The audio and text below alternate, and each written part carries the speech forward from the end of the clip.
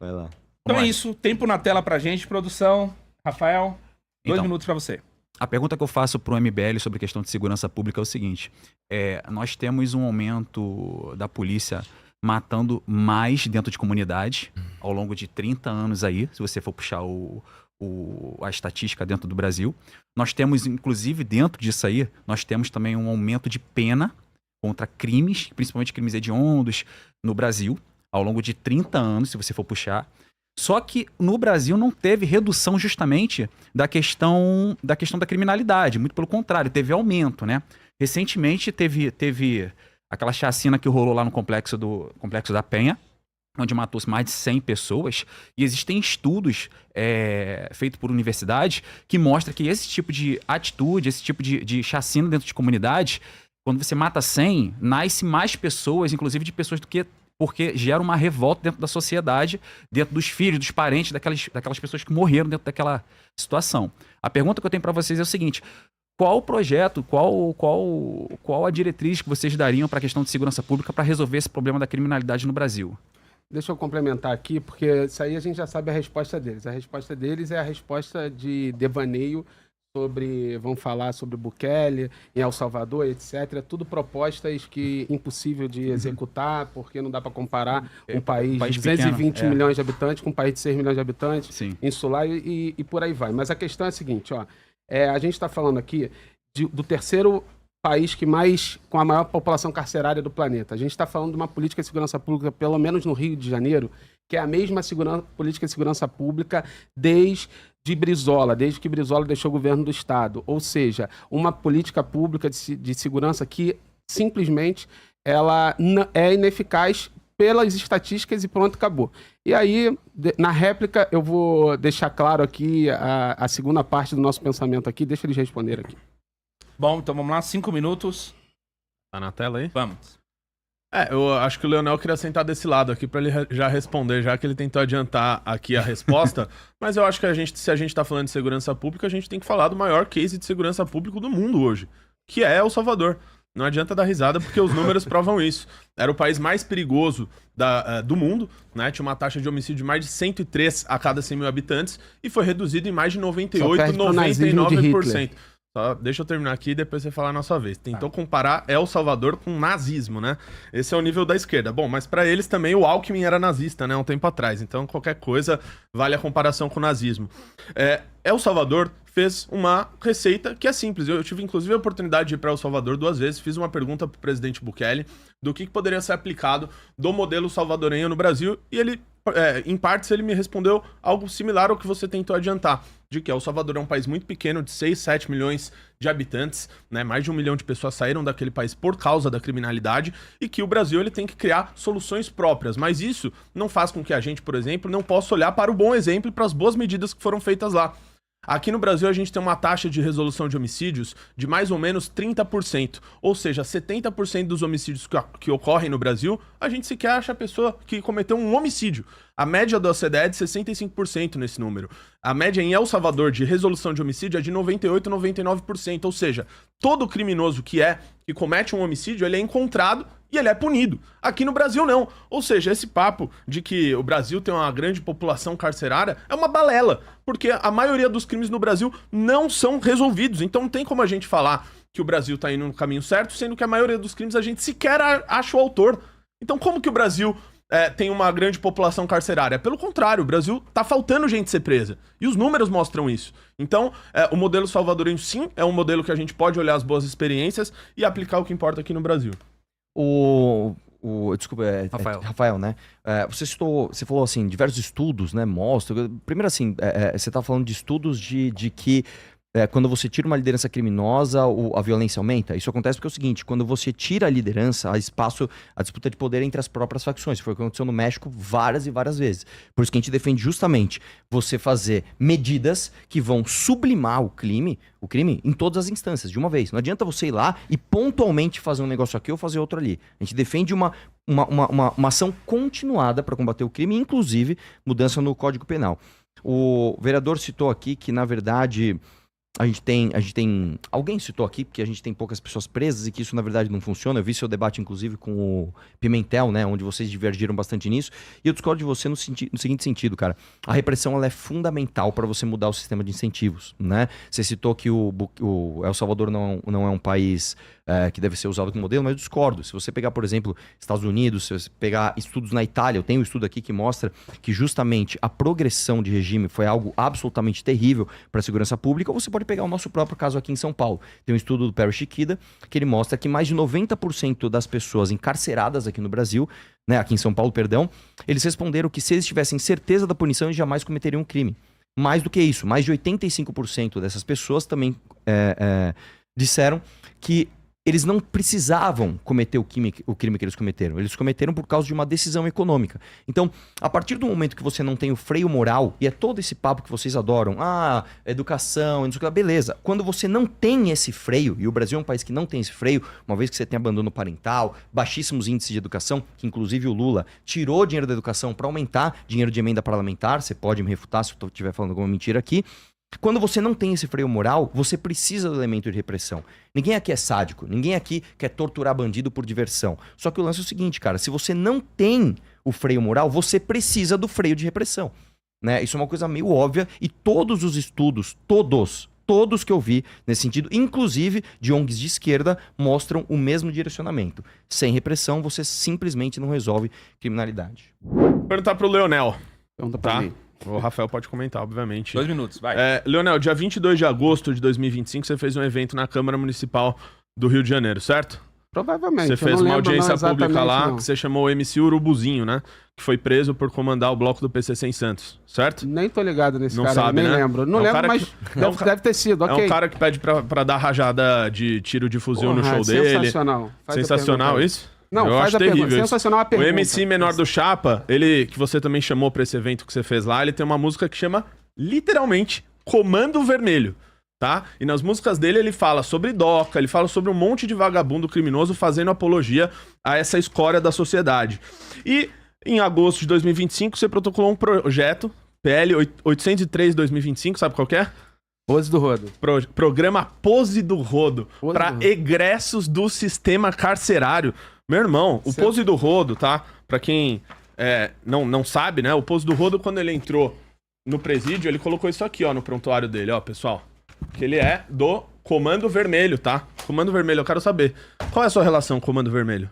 Cara, obrigado pela pergunta. Obrigado. Eu precisava responder isso. Aliás, me acompanhe nas mídias sociais e entenda todas as minhas propostas em relação à defesa da disputa do moleque da favela com o crime organizado. Tudo que a gente tenta fazer é disputar de forma mais barata, de forma mais eficiente, o moleque do crime organizado, porque essa política punitivista de guerra, ela é ineficaz. Vamos por partes.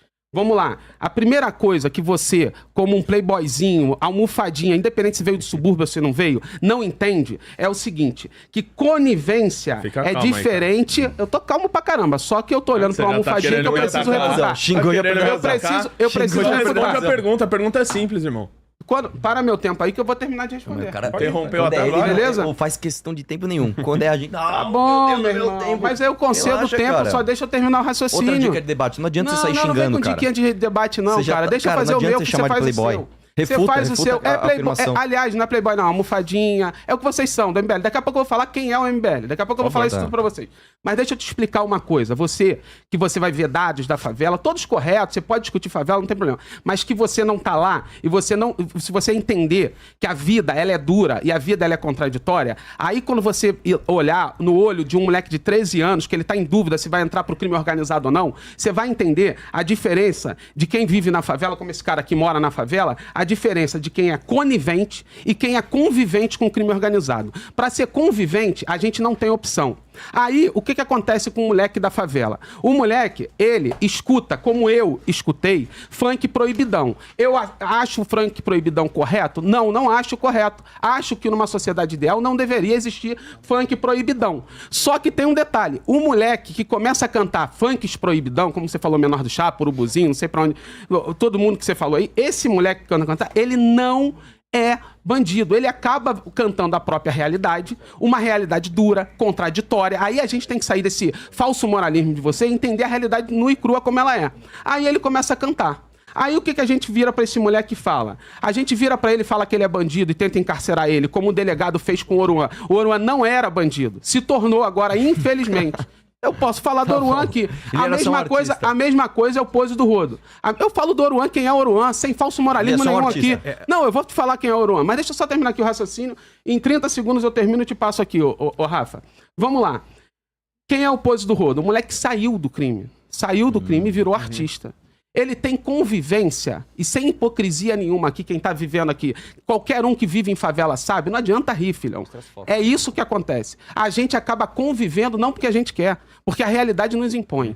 Então, você conhece um cara que infelizmente entrou pro crime. Sabe o que eu falo pra cada cara que eu conheci na minha infância e virou pro crime? Eu falo dentro da favela pra ele, meu irmão, meu sonho é que tu saia dessa porra. Saia dessa merda, que isso não vai te dar vida. Aí você vira e fala que encarcerar ele, dá tiro na cara dele, coisa e tal, vai fazer ele sair do crime. Tu não entende nada de favela. Os moleques estão cheios de ódio, cara.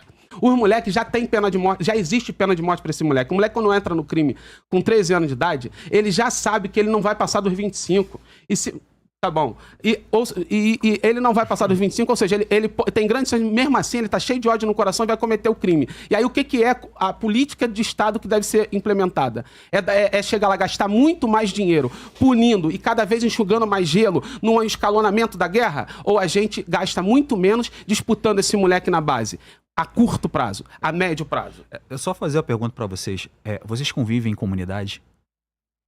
Não, eu não moro em comunidade. Mas já morou, já conviveu, frequenta comunidade? Você frequenta? Eu não vivo em comunidade, mas eu convivo muito com comunidade. Você convive próximo próximo. Já conviveu próximo? Sim, eu tive empresa durante mais de 10 anos, quase dentro de uma comunidade. Praticamente dentro, meus funcionários eram todos de comunidade. É porque existem comunidades e comunidade, né? O próprio Rio de Janeiro... Vamos lá, você tentou meter um argumento de autoridade, não deu certo. Vai pra outra, vai lá. Isso aí que você tá fazendo é uma tática muito coach que você tá fazendo. É porque existem comunidades, assim, existe comunidade. Meteu um argumento de autoridade, não deu, vai lá. O próprio Rio de Janeiro existe comunidades que são muito difíceis de convivência e existem outras que são mais fáceis, né? Mas assim, quem convive dentro de uma comunidade é o que ele falou, não é conivente. A gente é obrigado a conviver com isso. Qual comunidade você veio? Não vou ficar falando aqui a comunidade que eu moro lá, senão vai dar problema, que eu sou do Rio de Janeiro. Entendi. Entendeu? Você não veio da comunidade, vai lá. Eu moro dentro da comunidade. Tá bom. Atualmente eu moro dentro da comunidade. A tua é Barra Pesada, então? Então vou falar um negócio pra você. Qual foi a aprovação? Qual foi a aprovação dentro da comunidade da operação no Rio? Deixa eu só concluir rapidinho. É porque, cara, segurança pública não começa no camburão. Ela começa na educação. Você pega esse mesmo jovem que hoje está dentro de uma comunidade com uma arma na mão, esse mesmo jovem, se ele nascesse num país que fosse desenvolvido, ele não estaria com uma arma na mão. Vocês concordam comigo, acho que vocês também concordam isso comigo, né? O problema que a esquerda defende é combater a estrutura, que torna esse indivíduo se tornar marginal da sociedade. É esse que é o problema, porque o bandido hoje, ele não tem medo... Rafael. O bandido hoje, ele não tem medo de aumentar a pena, ele tem medo de ser pego. E, inclusive, no Brasil, infelizmente, a lei da impunidade funciona. Vamos lá? Tempo na tela para Renato Batista e Arthur Duval. Pra começar, o bandido ele tem medo de aumento de pena, sim. É isso que mostra o estudo do Pério Chiquida com gente que tava com detentos em São Paulo. Os caras falando que se a pena fosse mais alta, eles não teriam cometido depois crime, de ser pego, inclusive, né? Depois de ser pego, inclusive sobre pena de morte, né? Que o Leonel falou aqui. A maior causada que tu contou nesse... O maior caô desse podcast até agora foi isso aí. Pode ir. Tô tentando falar. Eu te dou 10 segundos da minha fala depois. Tô tentando falar aqui que o que o Leonel não conta pra vocês é que, segundo a pesquisa Quest, 87% das pessoas nas favelas apoiaram a mega operação que foi feita no Rio de Janeiro. Isso aí você não fala pras pessoas, tá? E aí depois ele disse aqui, o Oruan não era um bandido. Não, o Oruan era um santo, tá, pessoal? Era um santo que subia em cima do palco e fazia apologia ao Comando Vermelho, que pedia liberdade pro bandido do pai dele, Marcinho VP, líder da organização criminosa, né? E depois aqui também defendeu o Pose do Rodo. E o Pose do Rodo não era. Ele saiu do crime. Ele tá preso por quê, ô Leonel? Ele tá preso por quê? Porque ele é um criminoso vagabundo e tá preso. Por isso, né?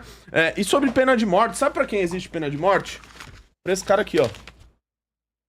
Sabe quem é? Sabe quem é? Quem é esse cara? Esse... Eu não sei quem é Esse esse aqui cara é o Tim mas Lopes. pode falar. Jornalista. Esse aqui é o Tim Caralho, Lopes. O Tim Porra, Lopes, caralho. ele teve os olhos... Pois é, irmão, você não saber quem é o... É que não é Não, calma engraçado aí, cara. O quem que, é que Tim muda Lopes. uma vírgula aqui. do meu argumento, Ó, ô deixa eu Arthur? terminar. Cara, você Porque vai ter seu eu não tempo. reconheci Você vai a ter o foto seu do Tim tempo. Lopes, Você vai ter cara. o seu Você quer tempo. fazer o quê, cara? Você não vai ganhar Você vê com debate argumento de assim. autoridade, você não reconhece Daqui a nem o pouco você Lopes, vai mano. vai ter o seu quantas tempo. páginas tem a PEC da Casa do pois é. Caralho. As pessoas Aí, não se tu leram, souber então responder, calma, ganha o cara. debate. Calma, Puta vai, que vai, pariu, vai, cara. Olha vai. meus argumentos não, aí. Bebe uma aguinha, bebe uma aguinha. Eu, Deixa eu é terminar, normal, Mauro. tô bebendo eu uma nem tô aguinha, falando muito, o termina aí. Renato tá falando, mas é normal o debate com a gente, a galera fica gritando, fica xingando. Cara, não vai por esse caminho. Eu tô falando pra você, não vai dar certo, velho. Vai na boa. Vai na boa. Você não reconheceu o Tim Lopes, você tá cheio de autoridade. deixa eu te falar. Porque eu conheço a vivência da favela, mano. Deixa eu te falar, cara. O Tim Lopes, ele teve os olhos perfurados, ele foi colocado dentro de um pneu e botaram fogo nele. Quem mandou cometer esse crime foi o pai do Oruan, que inclusive você foi lá na tua audiência, lá na Câmara do Rio de Janeiro, você deu voz, advogado, a mãe, né? Ô, tadinho do... Eu queria saber, cara, se você... No dia 18 de agosto de 2025, a Esther Barroso Santos, ela foi espancada até a morte, né, pelo Bruno Silva Loureiro, né, que era o conhecido como coronel, né, chefe do Muquiço. Eu queria saber se você ia lá, se você foi lá chorar junto com essas pessoas que foram vítimas do crime organizado. Eu posso citar 1 milhão de casos aqui, ou se você só faz isso quando a polícia mata vagabundo faccionado que tava de metralhadora na mata, combatendo a polícia. Você fez do outro lado? Não, né? Você só faz pra esse lado. Então por isso que a minha pergunta é que tu não respondeu, velho. Como que você só faz audiência pública pra homenagear vagabundo faccionado dentro da Câmara Municipal do Rio de Janeiro? Você já fez alguma coisa aqui pra vítima, pra gente que foi vítima do Comando Vermelho, das facções, do PCC? Não, você chama a gente que foi presa por apologia à facção criminosa pra falar do teu ladinho como se fosse inocente anjinho, cara. Vamos lá, o meu ladinho... Pode ir, 3 minutos. O meu ladinho é ladinho do trabalhador que quer acordar cedo, trabalhar, não ser assaltado, é digno, é honesto e ponto. E o meu lado é o lado daquele moleque que tá ali com uns 13, 14 anos de idade e tá intoxicado com a lógica da violência, e esse moleque precisa ser disputado para ele não entrar pro crime. Vamos lá, um por um, vamos refutando toda a besteira que você acabou de falar. Primeiro, 87% dos moradores de comunidade aprovam a guerra. Mentira. Sabe por que é mentira? Eu duvido. E todo mundo vai ver. Posso terminar? As pesquisas mentem? Posso falar? Eu duvido você entrar em qualquer comunidade e conseguir uma pesquisa de opinião com o morador. Justamente por causa do crime organizado. Entendi. Então Essa a pesquisa Quest você falseou entra, aqui. como eu tô te falando, fake você não news. entende nada de favela, meu amigo. É fake você não news da entende Quest. nada de Então favela. a Quest Você falseou. não entende... Não, deixa eu só terminar. É bem difícil- é bem porque ele difícil falou acreditar muita um pouco coisa. nessa pesquisa, Ele falou de muita verdade. coisa. Calma aí, cara. Quem é do Rio de Janeiro, verdade. independente se é de favela, não sabe. Qual é a chance de um morador de favela Falar que chegar aprova. lá e falou que aprova ou desaprova? Justamente por causa do crime organizado, que a gente combate, que eu quero combater, eu quero o fim do Comando Vermelho, eu Pô, quero não o fim sabia do que você era terceiro comando. negacionista, cara, de pesquisa. Cara, não é negacionista de pesquisa, é porque essa Não, pesquisa... é só quando convém, né? Essa pesquisa é falsa, ponto. Essa pesquisa é falsa, não adianta rir. Agora vamos lá. Quem é o Oruan, gente? É verdade, eu fiz uma audiência pública de MC Não É Bandido na Câmara Municipal. E chamou um monte de bandido. E aí, pra você poderia ser bandido. Naquela época, naquela circunstância, vamos lá. Quem é o Oruan? Para começo de conversa. Sabe por que o Oruan não era bandido? Sabe por quê? Porque o Marcinho VP, pai dele, como um líder e um cara inteligente e usa a inteligência pro mal, ele nunca ia querer pro filho dele que ele virasse um criminoso. Então, se tem uma coisa... Tanto é que o Oruan foi estudar. O Oruan... Ele é super letrado, é super estudado. Ele estudou fora. O Oruan estudou fora. O Oruan... Não adianta debochar, isso é verdade, cara. Não adianta ficar debochando. Eu tô falando da Deixa ele verdade. falar, deixa ele E aí, olha o que eu tô dizendo aqui. Dá mais tempo pra Eu tô ele, dizendo... velho. Me Pode dá, dar mais 10 dá. minutos pra ele aí, velho. Vai dar lá, mesmo? mano. Vai dar mesmo? Vai ter que dar agora. 10 Põe minutos mais você 30 fala, segundos aí. Não, Dá mais tempo pra ele aí, mano. Deixa ele falar que o Oruan é inteligente. Deixa eu falar. Dá uns minutos pra ele Deixa eu aí. Fala falar. aí, vai Deixa eu lá. falar a realidade aqui. A realidade que vocês não percebem. É por isso que vocês são muito narcisistas e não conseguem ter empatia com os outros. É por isso que você não consegue acompanhar esse meu raciocínio. Beleza? Aí o que acontece? O próprio pai do Oruan, que é bandido, sim, coisa e tal, não deixava o Oruan se envolver no crime organizado. Quem é de favela sabe. Agora, existe convivência? Sempre existiu. A gente não nega isso. Existe convivência. Eu, enquanto agente público, vereador do Rio de Janeiro, seguindo os meus princípios, como eu falei, segurança pública não é problema, é consequência do problema, da desigualdade, da falta de educação, da falta de cultura, do sistema hiperverso e etc. A segurança, ela é consequência.